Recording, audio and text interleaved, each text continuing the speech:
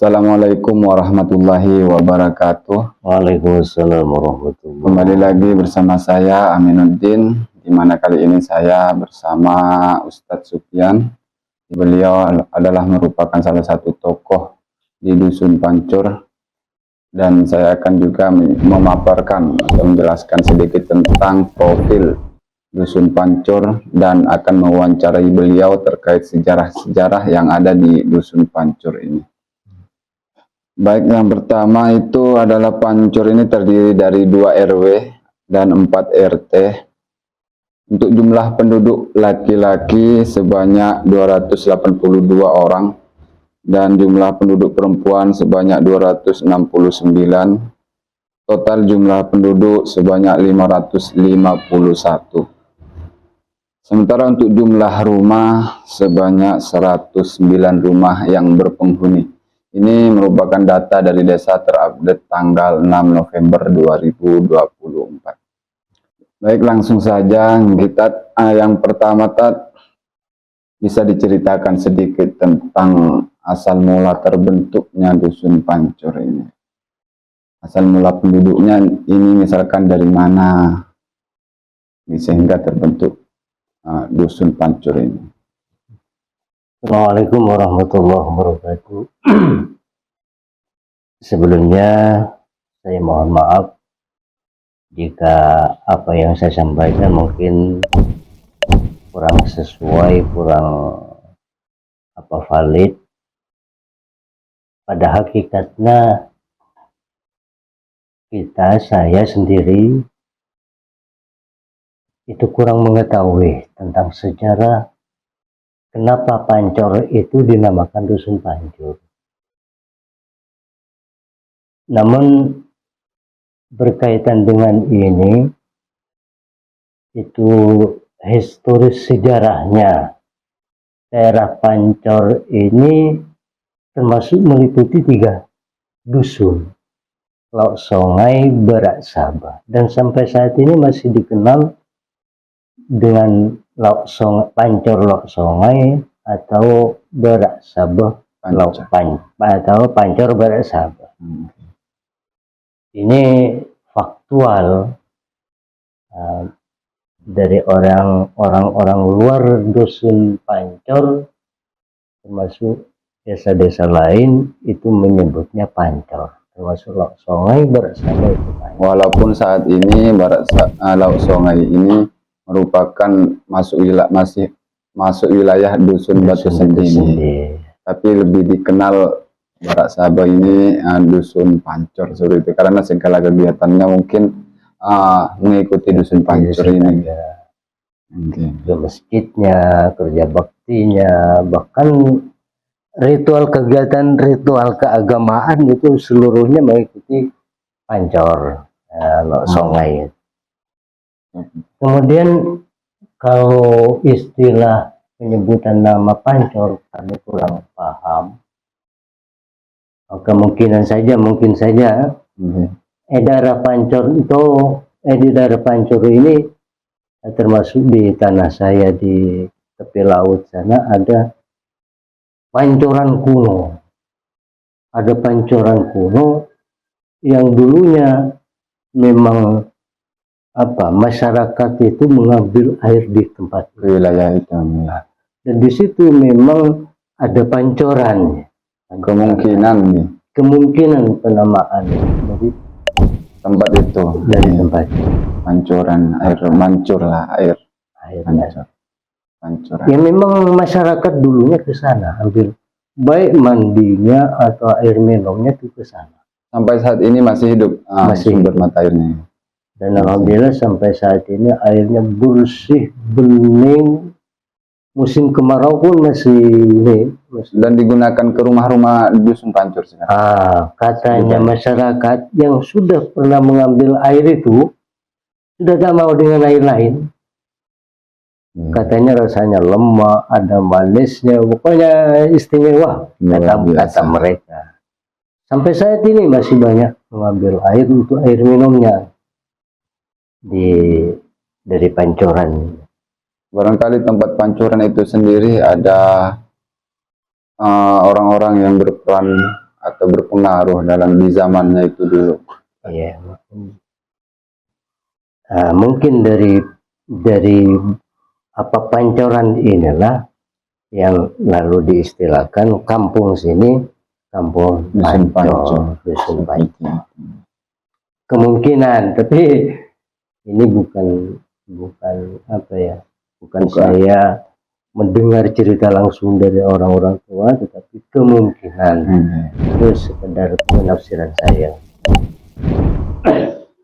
Kalau untuk penduduknya sendiri, awal mula pendatang ini dari mana dia? Dari Jawa atau sekitar Bawean sendiri? Wallahu a'lam juga. Wallahu a'lam. Sudah tidak terdengar cerita-cerita dari nenek moyangnya. Nah, kemudian untuk apakah ada tokoh leluhur yang berpengaruh dalam perkembangan dusun Pancur ini?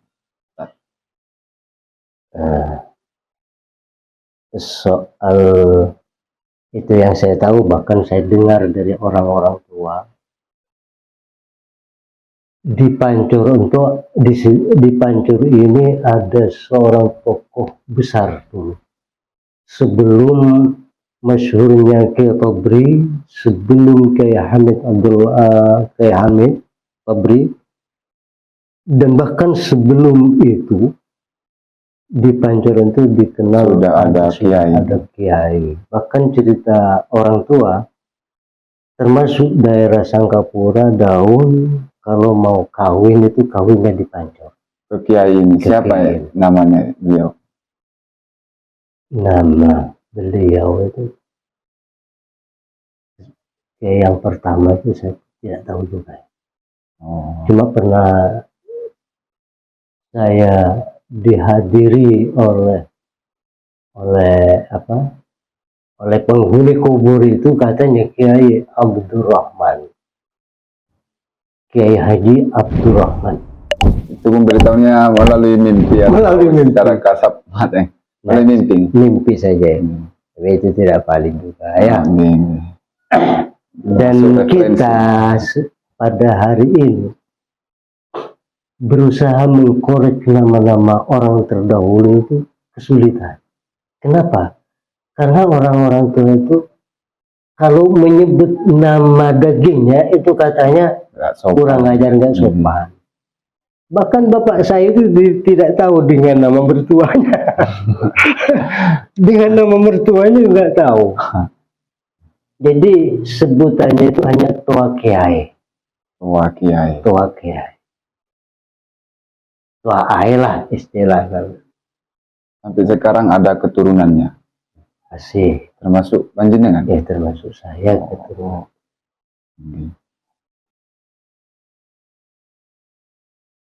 Untuk kelebihan-kelebihannya toko tersebut, kira-kira adakah cerita yang beredar di masyarakat tentang kelebihan kiai? Kalau ya dulu ini setiap dusun bahkan disebut ada orang ahlinya, termasuk kanuraganya, ilmu kekuatannya, kelebihan di ilmu batinnya. Ya, termasuk kiai di sini ini katanya mempunyai keahlian khusus. Sehingga salah satu di antara kiai orang-orang tua kita dulu itu berusaha dibunuh oleh yang disebut bajak laut. Bajak laut, katanya sebutannya dulu itu baju. Disebut baju. Pate anak baju, begitu istilah Bawean. Maka pada satu waktu kiai itu melaut, memancing katanya, maka baju itu datang ke tempat beliau mancing lalu berusaha membunuhnya, tetapi alhasil konyol, tidak bisa membunuh beliau. Menggunakan parang, menggunakan alat besi, katanya tidak mempan. Pada akhirnya si kiai itu bilang, kamu semua tidak mungkin, tidak bisa membunuh saya kecuali seizin saya. Kalau kau memaksa untuk membunuh, saya gunakan pisau pemotong umpan. Akhirnya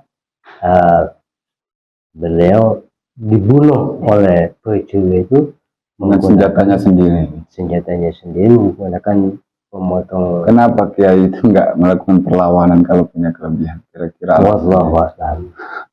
Wallahu a'lam. Hanya orang-orang terdahulu itu mungkin punya prinsip sendiri ya. Mungkin merasa dirinya dibenci, tidak disuka dan lain sebagainya mungkin. Sampai sekarang masih ada makamnya. Makamnya di Pancoran, istilahnya di Pancoran itu di tanah saya sendiri. Ceritanya begitu. Pada pagi harinya ketika malam eksekusi itu terjadi, pagi harinya masyarakat mencari beliau di tepi laut. Yang dijumpai hanya kulit jarinya yang dijumpai katanya. Nah, itu yang dikubur di sana dan kuburannya masih ada. Yang dikenal Kiai Kulit nih. Kiai Kulit. Makanya istilah namanya itu ya, kata orang sekarang itu Kiai Kulit, tapi pada akhirnya asli nama itu Kiai Kulit. Di kulit. Karena yang dijumpai hanya kulit. Berarti yang dikuburan itu hanya ibu jarinya ya? Ibu jarinya. Dikubur. Okay. Mungkin peristiwa bersejarah lainnya lagi apa ada di Dusun Pancur ini? Di Dusun Pancur ini ada sebuah kuburan yang kata orang-orang tua itu seti. Ada kuburan seti. Seti itu apa ya? Beraura, tinggi auranya. Dulu katanya bapak saya, orang kalau mau lewat di kuburan itu harus pakai lepas sandal. Kuburan khusus apa kuburan pemakaman? Kuburan umum. Malah jadi kuburan umum, tapi tidak banyak. Sebelum kuburan timur dan yang di lapangan itu ada, di sana sudah ada terlebih dahulu. Cuman saya juga sudah tidak nututi, sudah tidak dipakai. Hanya kubur itu kronologisnya itu kuburan orang-orang ternama, termasuk yang dari Batu Sendi, dari mana-mana. Itu kalau yang istimewa katanya dikubur di gunung. Dan beberapa cerita yang mistik itu ada. Diantaranya tadi itu kalau lewat di kuburan itu harus pakai lepas sandal, kalau tidak ini tidak bisa jalan, malah melekat katanya. Seperti itu. Nah, seperti ada lemnya gitu, tidak bisa jalan, harus pakai lepasan. Kemudian di kuburan itu juga ada sebuah kayu besar dari jati, kayu jati itu mengeluarkan darah saat ditebang. Nah, ketika orang berencana untuk menebang kayu itu mengeluarkan darah. Ketika dilukai dengan parang itu mengeluarkan darah biasa, darah berbau nih. Berbau darah. Dan sampai beberapa kali percobaan ya tetap seperti itu. Itu cerita orang, banyak cerita itu bukan dari orang tua saja. Banyak yang mengetahui tentang cerita ini. Dari tokoh-tokoh lain, dari orang tua saya juga dengar.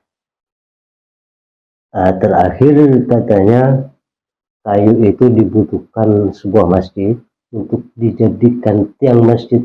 Kalau tidak salah cerita orang tua saya itu untuk di Timoran. Masjid Timoran.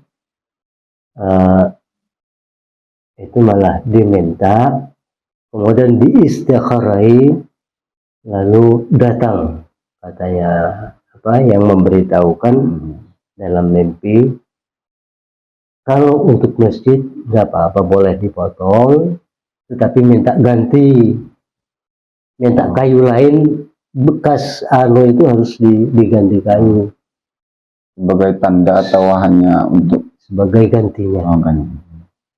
Kemudian ya setelah sampai masa dibutuhkan, ternyata darah yang biasa ada itu tidak ada biasa. Luar biasa. Dan ada lagi satu cerita bahwa di sana itu ada kuburan datang. Ada tiba-tiba ada kuburan. Tiba-tiba ada. Yang katanya salah satu di antara kakek-kakek kami itu pekerjaannya jual tikar ke Jawa dulu, dan tikar. Satu saat wafat di Raksan, dikuburkan di belakang masjid pondok pesantren Nurul Jadi. Tapi apa yang terjadi, selang beberapa hari beliau itu hadir ke keluarga dalam mimpi juga. Beliau bilang kuburan saya di gunung. Akhirnya di pagi harinya dilihat, ternyata ada kuburan. Beneran ada. Luar biasa. Tidak mau dimakamkan di sana di Jawa.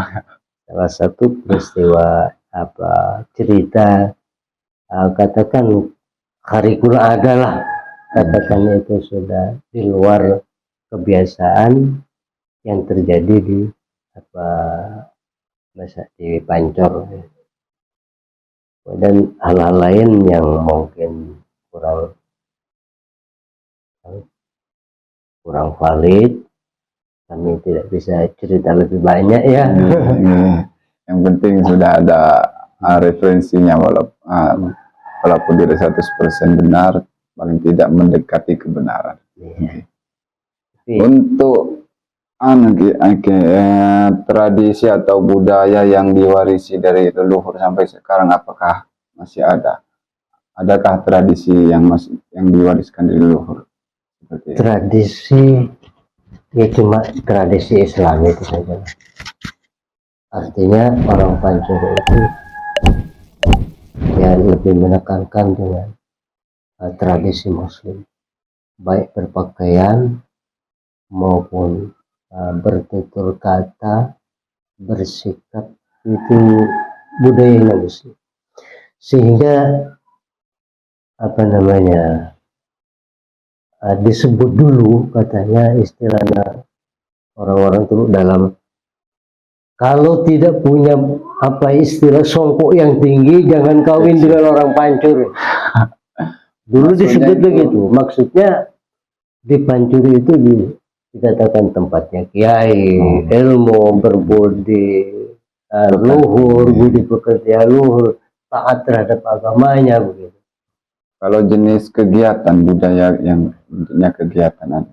Kegiatan kalau seni ya, kesenian hampir tidak ada. Pencak silat saja hampir tidak. Kayaknya ada salah satu pendekar, ada itu orang pendatang yang namanya Pak Rashid, Pak Agus itu ya. Itu pendatang sebenarnya, datang ke Pancur. Kalau tidak salah asal beliau itu orang Raksan juga.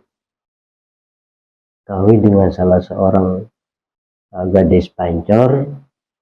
Itu saya sendiri masih nututi dengan beliau. Itu periode belakangan. Nah, kalau pencak silatnya pun tidak banyak yang ahli pencak sampai saat ini. Terus di bidang seni suara pun di Pancur boleh katakan tidak ada. Bela diri kayaknya ada. Pancur. Ini bela diri. Kalau bela diri, insya Allah ada lah. Sampai sekarang masih ada. Yang katanya tradisi peniatan itu mengantarkan anak-anak itu ke makam itu. Nah, itu mungkin karena kuburan itu dianggap oleh orang dulu keramat ya. Sampai saat ini masih berlaku tradisi. Dan sampai saat ini masih berlaku. Kalau ada anak misalnya lambat jalan atau selalu sakit-sakitan, anak kecil biasanya oleh orang tuanya itu dinazarkan untuk epatoron istilahnya, epatoron ke cerat gunung makan dulu istilahnya cerat. Kalau dulu masih kecil saya, orang nyelamatin ini sapi setelah nyambut itu biasanya kan selamatin kalau ke sana makam. Kalau ada satu dusun di Bawean itu luar kan dibawa ke laut, ke pantai satunya. Tapi ini dibawa ke makam. Bukan sapinya dibawa, tapi cuma selamatannya. Kue-kuenya selamat di sana. Setelah itu baru dibawa. Kalau nggak kena sapenya yang tutul-tutulnya segala ya. Langkinang lah. Nah, baru kami anak-anak muda itu, anak-anak kecil yang rebutan setelah selamatnya saja. Untuk kebiasaan atau pola kehidupan sehari-hari untuk saat ini dusun Pancur atau warganya ini apa saja? Melaut. Yang nelayan. Mayoritas melaut. Ada yang bertani cuma beberapa orang. Soalnya Pancur ini dikatakan daerahnya dekat pesisir. Dan banyak yang tidak punya lahan, persawahan atau tanah kering itu adanya. Jadi mereka itu hanya melaut. Kesehariannya melaut. Jadi mungkin saya kira sudah cukup. Terima kasih atas waktunya. Sama-sama. Jadi mungkin saya kira sudah cukup. Barangkali ada teman-teman atau netizen yang mempunyai referensi lain bisa komen di kolom komentar ataupun bisa support video ini. Kurang lebihnya mohon maaf. Wassalamualaikum warahmatullahi wabarakatuh. Waalaikumsalam.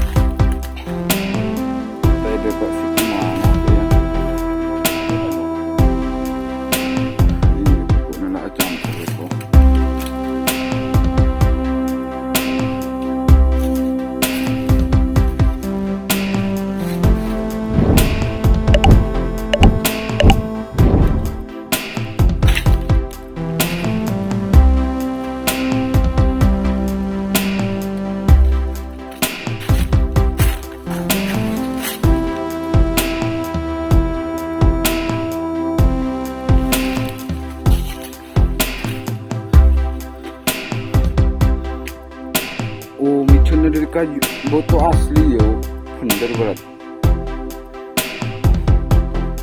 asli ukir.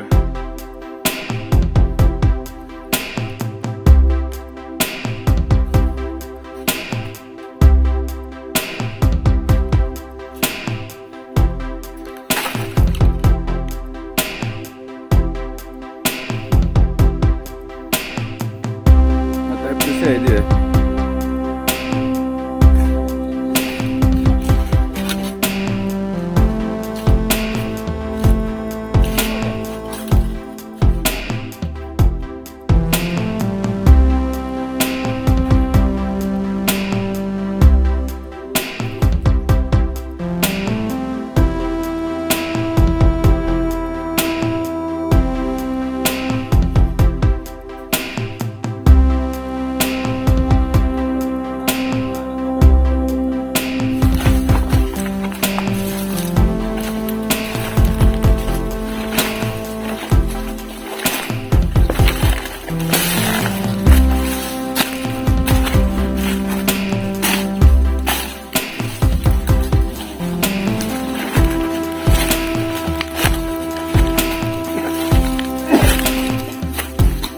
Tuntong.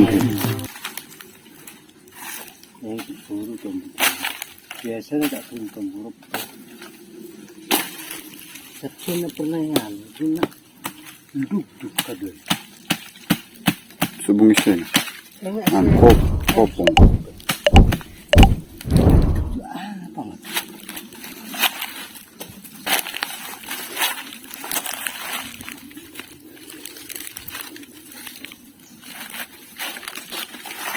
Cerita-cerita na cuma ya tidak ada.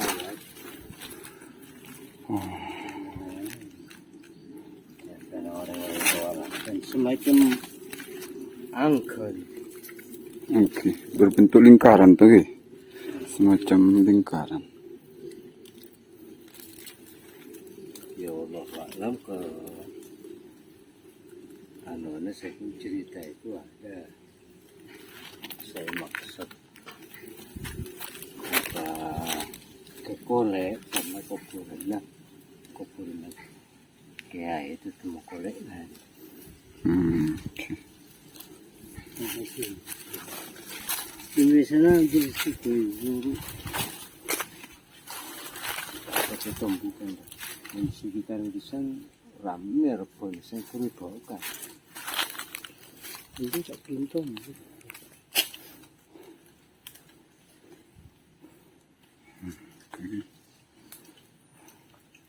Lainnya lah aja. Untuk saya pun pernah saya pun. Cuy untuk aku no. Aing kapi sebenarnya. Aing kapi saking pusatnya Eropa.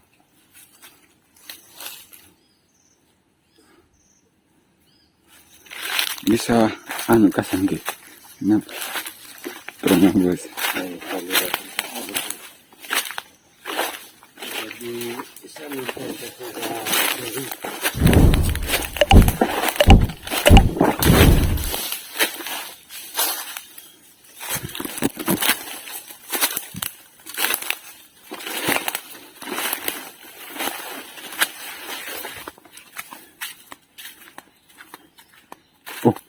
Jadi itu.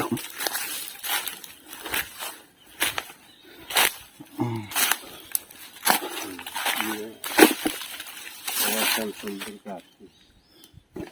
Konsekrasi cuma nggak ibu bisa. Bisa pak sampai ke daun. Sebenarnya raja cuma tak terawat. Dari bengko-bengko nape sobong ngalakan tuh. Begini Pak Emran. Pokoknya saya pernah singala dari kampung-kampung mulai mana ngalakan.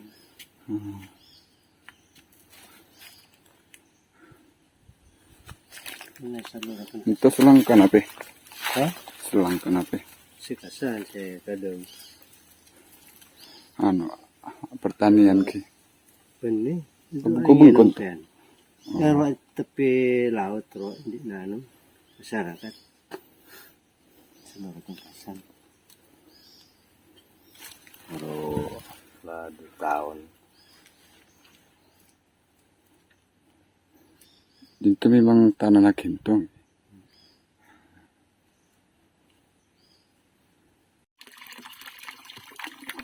Sebenarnya pancor itu saya kenal oleh orang Madura itu kan